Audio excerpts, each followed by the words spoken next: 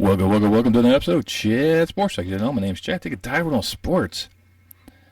And welcome to my nightmare. That is week 3 of the NFL. This is the recap reaction video for the previous week. And my lord, were there some outlandish games last week that I don't think many people saw coming. Yeah. And my picks proved that as well.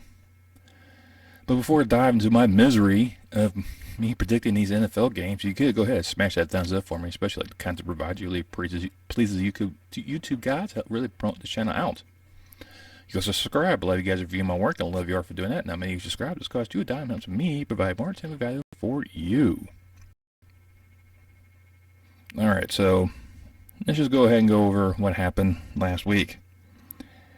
With the Thursday night game and the noon kickoff games, I found myself being 7-2. I'm going, great, I'm having a fabulous week this week. I'm going to, have one of my best weeks ever. And then the late games and the matinees, I lost every single one.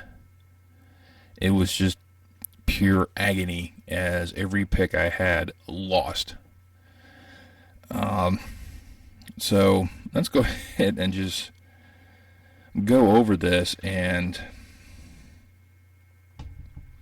try to make sense of what transpired.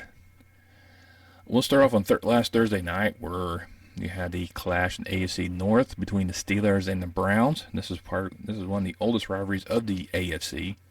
Because both these clubs were part of the NFL before the merger, and they developed that rivalry then. And with this one, it's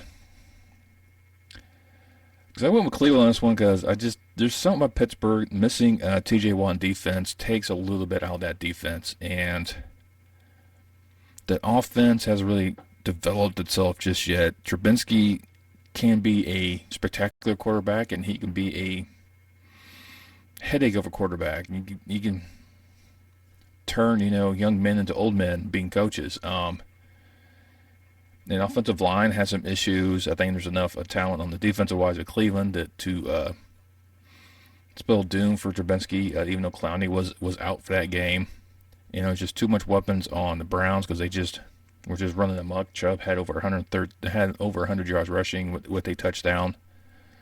Jacoby Brissett just had to be efficient. And having Amari Toomer as one of your receivers does kind of help. Pittsburgh doesn't really have that name receiver. Claypool was being Claypool. Trubisky was being Trubisky. That offense, they tried. They put up those 14 points in the second quarter and had a 14-13 lead heading into half. But it was the fourth quarter that this time they didn't collapse. They're the ones that forced the other team to collapse and scoring 13 points in the third and winning 29-17 and start my week with a win. And then we head to Chicago where Lovie Smith brought the Texans back in town. Lovie's returned to Chicago. This was not a very exciting game to watch. Both these teams are just going to struggle this year. But Houston definitely has some bright spots with them. Mills is actually an efficient quarterback. He just can't complete games. The running back's actually pretty damn good. Chicago's lost Montgomery in this game, but Herbert showed up and had 157 yards rushing, 2 touchdowns. So the Bears, once again, are going to find another running back to kind of run things. Justin Fields just couldn't have the time because the offensive line sucks, and they couldn't get the time to find targets appropriately. So you can't really develop. He has developed that relationship with Newt, the tight end. But otherwise, it was pretty much a lackluster game. It went down to the fourth quarter. Game tied at 20. Texans were trying to marched down the field, set up a game-winning field goal.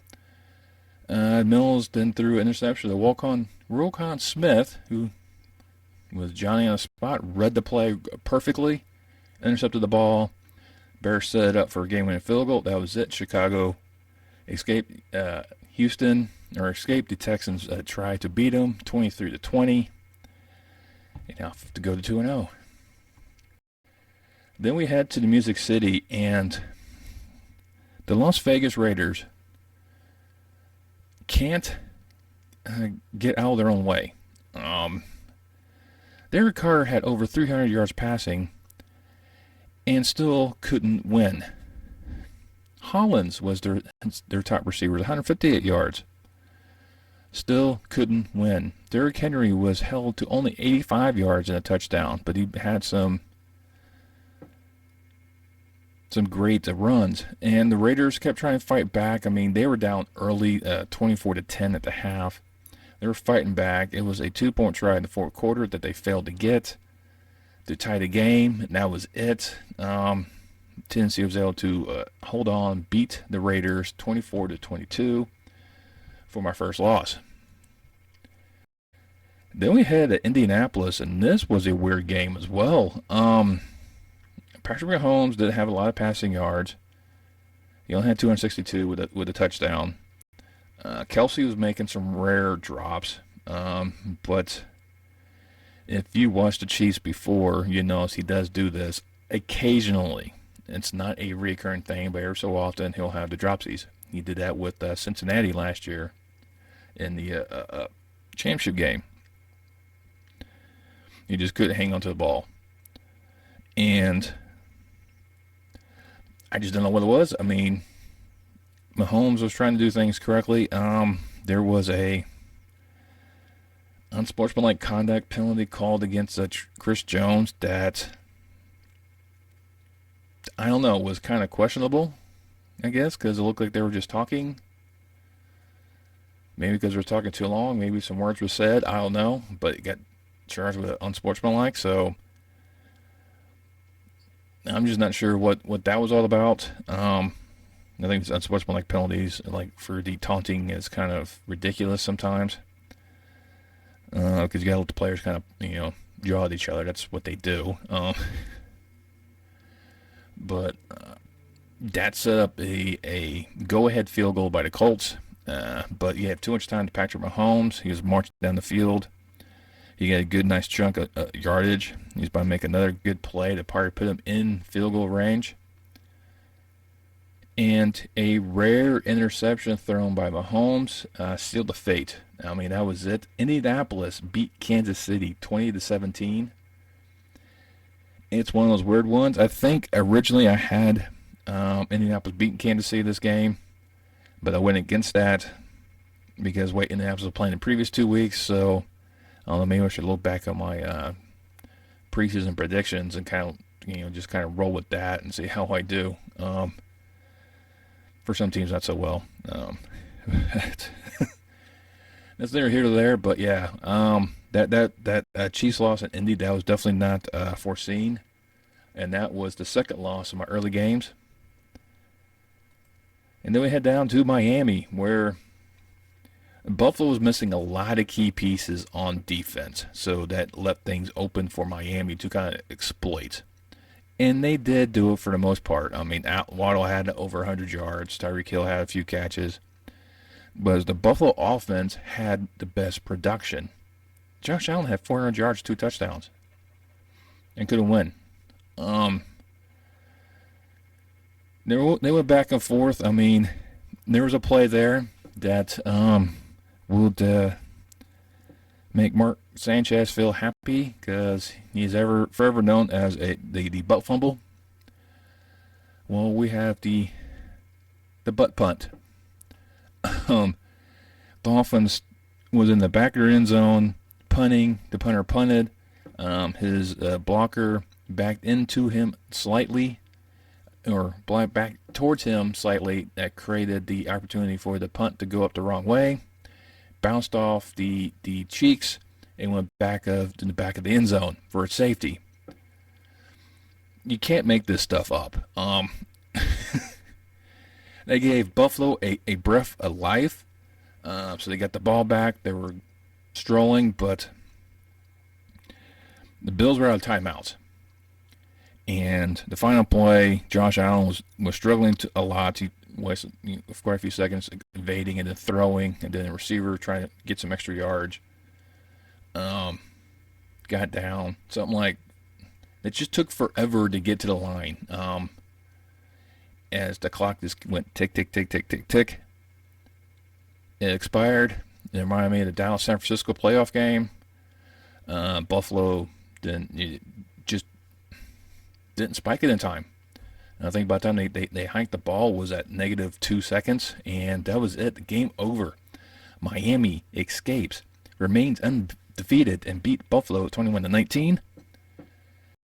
And there's talks that Miami is the best team in the NFL. I'm still giving it to Buffalo, even though Miami beat them. Because there's a lot of key pieces missing, and that's what we got also taking a factor in these type of situations. It's going to be a different story when Miami goes up to Buffalo and everyone is healthy. So for power rankings, yeah, Miami's up there because they beat the top dogs, got it. But overall, it's still the Bills. And the best reaction was the Bills OC, Dorsey, losing his flipping mind in the booth.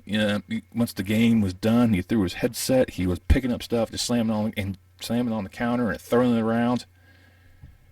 He was irate.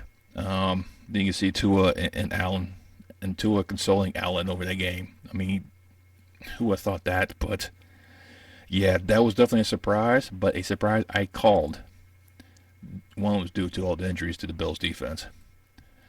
Then we head to Minnesota where the Lions came to town. Now, I went back and forth in this game to figure out who I was going to go with. Detroit is one of these teams that compete, but can never close. And that's part, I think, is going to be kind of their issues throughout the season. I mean, they'll probably do a lot better than what I probably predicted them. And Goff had a better game. He had 277 yards in the air, but only one touchdown.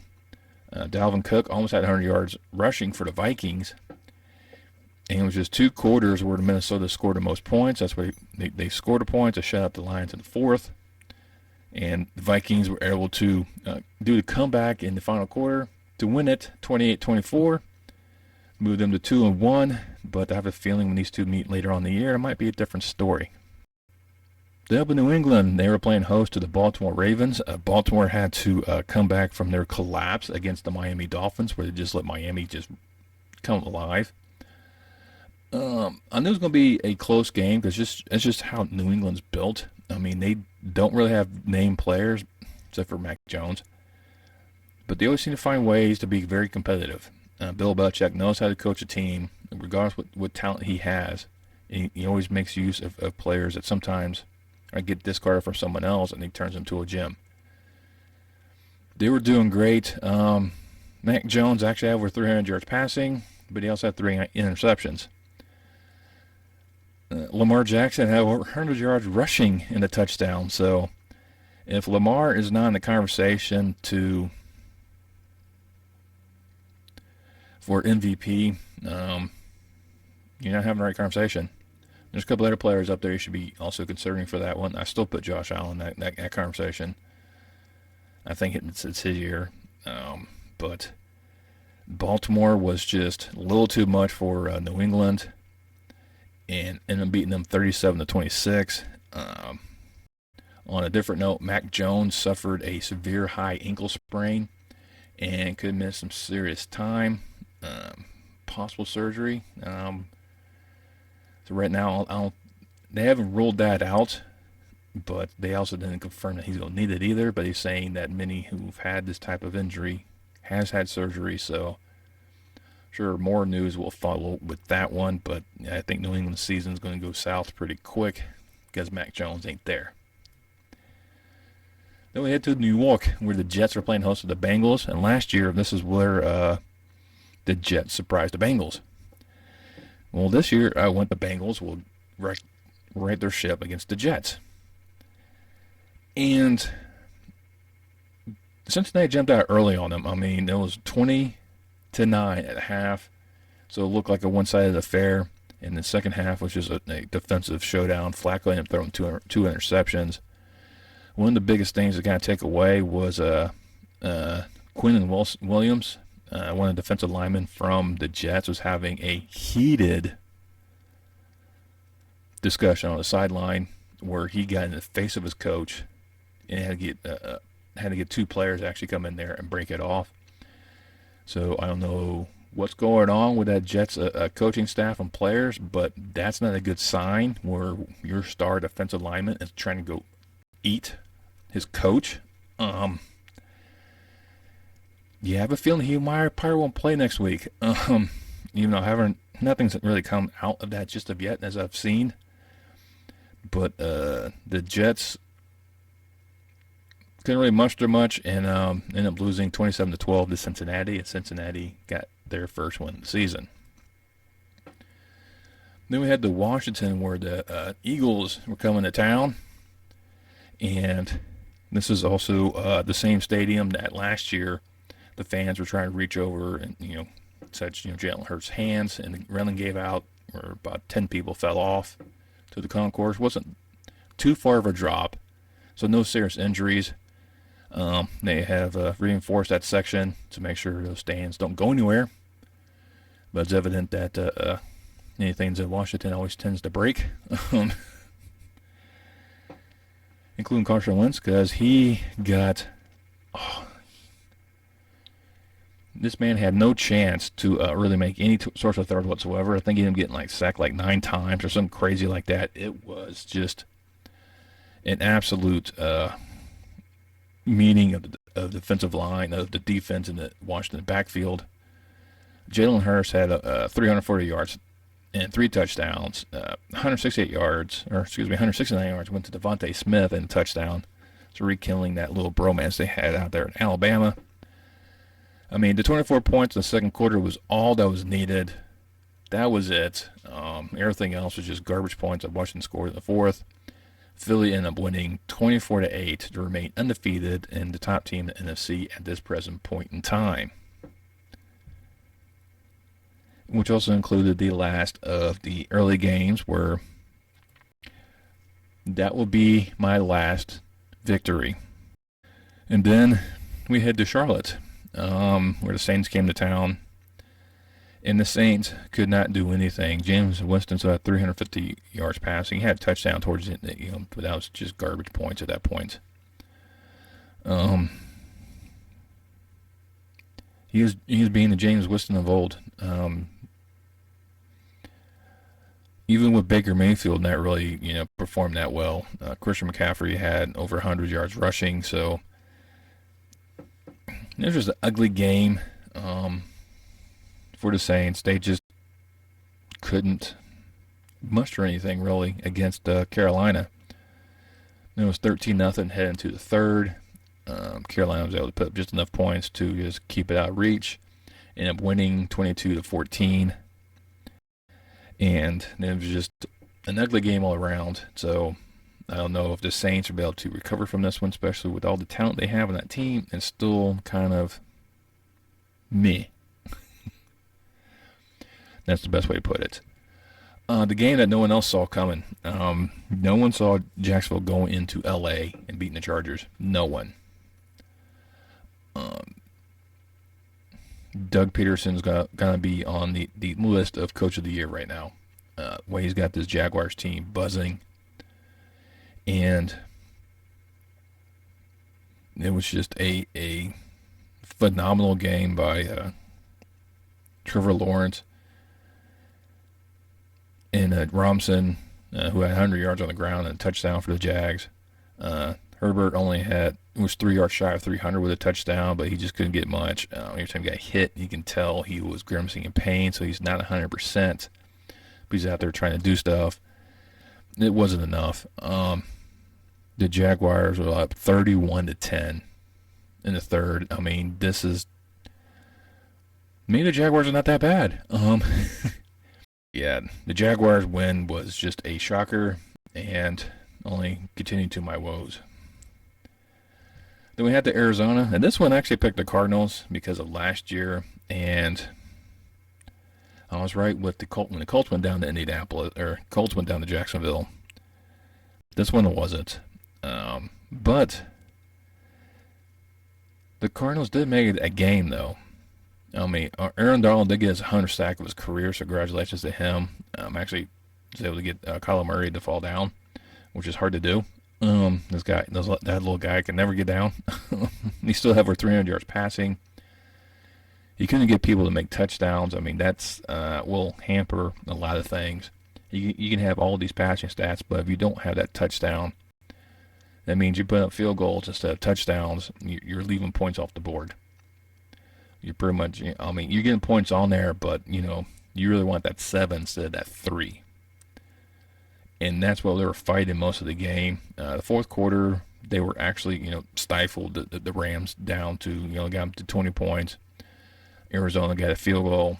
So now they got to get the onside kick and get the touchdown 2-point conversion. So a lot of things to ask for. Try the onside kick, did not recover. That's it.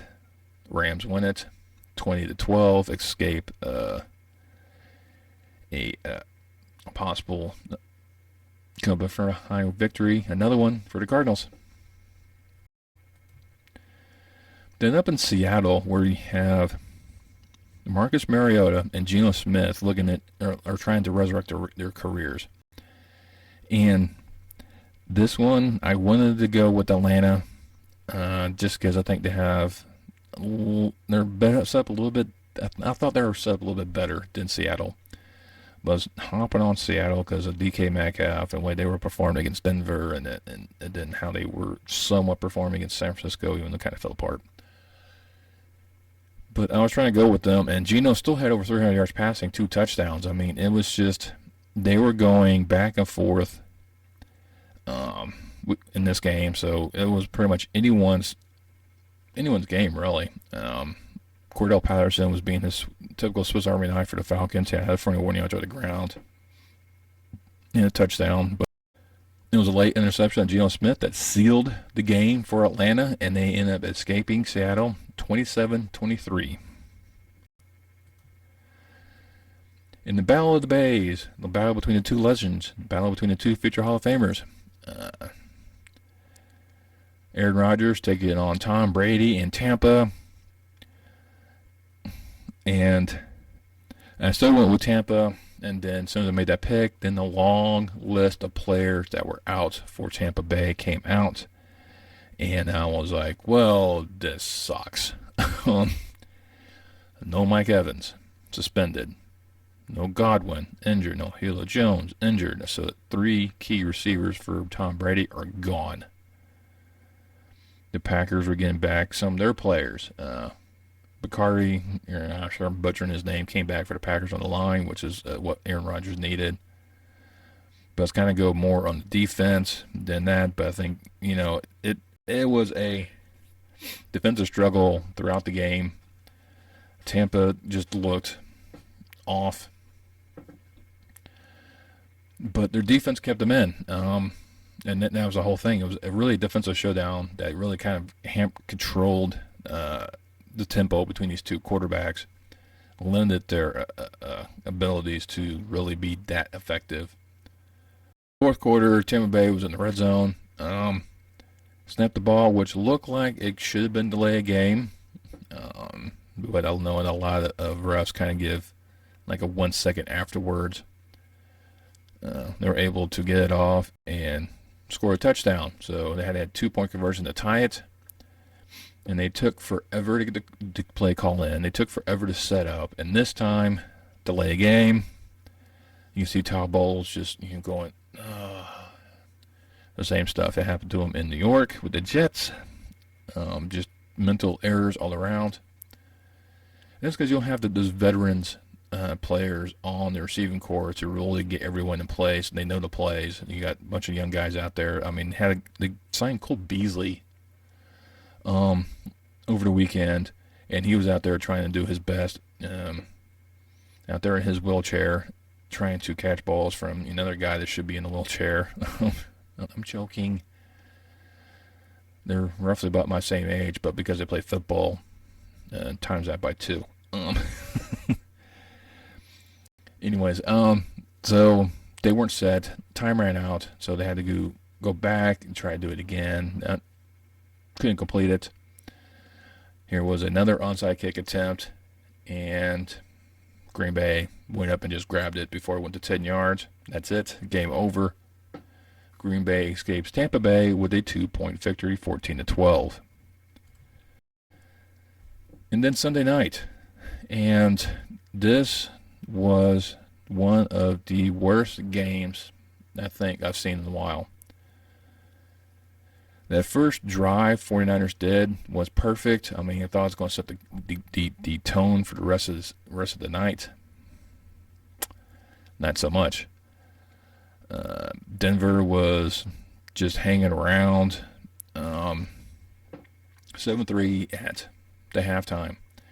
It's like we were watching the San Francisco Giants playing the Colorado Rockies in baseball. I mean, it was that type of game. It was just not very, I don't want to say productive, but not really exciting.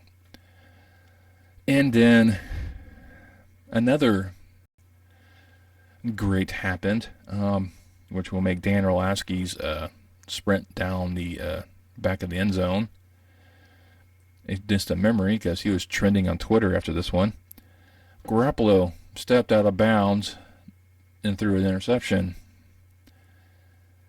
And immediately Twitter erupted, so did I, and said, Jimmy G just pulled on Orlovsky, hashtag Jimmy G Orlovsky. There was actually a photo of the Will Ferrell movie, Step Brothers, and he put Dan Orlovsky and Jimmy G over the picture. Hilarious. That was, brilliant. Orlovsky, it was like freedom, I'm not ridicule anymore. Yeah, Jimmy G only took like 2 steps, and you took like 17, like Ryan Clark says. But that was it. I mean, that just sealed it up. And then, San Francisco is still trying to come back. Before then, Denver actually did get a touchdown, then tried to go for 2, which led us to our 11-10 score. High-scoring baseball game. And Jimmy G was trying to make another comeback, ended up throwing an interception. That was it. That's the end of the game. Colorado Rockies beat the San Francisco Giants 11-10. Denver Broncos beat the 49ers 11-10. In one of the most ugliest games ever. Then we go to Monday night, where the Dallas Cowboys came into town, take on the Giants. And I know there's a lot of talk about Cooper Rush and saying that there's a quarterback controversy in Dallas. I'm like, no, that's Dak's job. What has changed in Dallas since Dak's injury, besides the change of quarterback, is how they call the game offensively. They do more running. They use Pollard and Zeke more frequently to kind of get the pressure off the quarterback. The offensive line is actually halfway decent, gives the quarterback some time to throw. That defense for the Cowboys is, I believe someone actually said it, I don't know if it was a Foxworth or whatnot, is a Super Bowl caliber defense. And if Micah Parsons is not on the list for MVPs, then the MVP is a quarterback-only trophy or award. But if it wasn't for that, CeeDee Lamb had a drop, but then he sure signed a huge play. He dropped it, and he's like, yeah, that's my bad. Try to use 2 hands. I say that because he had a one-handed grab at the back of the end zone for a touchdown. So I guess for him, catching with 2 hands is bad, but 1 hand's good. Dallas was able to hold on, but they still gave Giants an opportunity to come back. Once again, Dan Jones was being very efficient, even though he didn't have much time. He was chased out of the pocket. He made good runs. They get first downs or enough to get him out of bounds, stop the clock. And if his receiver did not fall down, he would have got intercepted at the end of the game, which sealed the game, 23-16 for Dallas. Dallas is 2-0 without Dak. Mike McCarthy's actually having fun at press conferences now. But, it's we'll kind of see when that defense actually come up against a quality offensive line and see if that thing actually happens that way. But once again, they play in the NFC East, so maybe not. And that led to my 9th loss and my complete collapse in the second half of games that I didn't see coming. I mean, it's ridiculous. It really is. I mean, you had great catches. You had Odell Beckham-style catches in Pittsburgh, one-handed grabs. You had some injuries, unfortunately. I think Shepard for the Giants got hurt last night as well, had to get carted off. Mentioned the Daniel Jones high ankle sprain. You see Patrick Mahomes possibly missed Tyreek Hill because he needed another receiver that he could rely on to make catches. When one his star what he always relies on fails to sometimes make those catches. And just weird things going on. Offensive lines win games. If you don't have an offensive line to complete your protect your quarterback and open up those running lanes, it's gonna be a long day for quarterbacks, especially if your name's Justin Fields. So, well, there you go. Those are my picks. Like I said, 7-9. Did horrible. Started out great and then just fell flat on my face, like Daniel Jones running a huge touchdown run. And never make it. You just trip over your own feet before you get there. That was me. That's me right there. But hey, let me know what you thought last week. Which game surprised you the most? Is your favorite team doing really well? Are you one of the 2 undefeated teams right now? That's Miami and Philadelphia. Who saw that one coming? What are you looking for next week? Let me know down in the comments below. While you're there, once again, make sure you hit that thumbs up. You can share this video with your friends and family. It helps promote this channel out. Once you subscribe, make sure you hit that bell. That'll let you know next time I post any more content on this channel. And I will see you next time on Chat Sports Talk.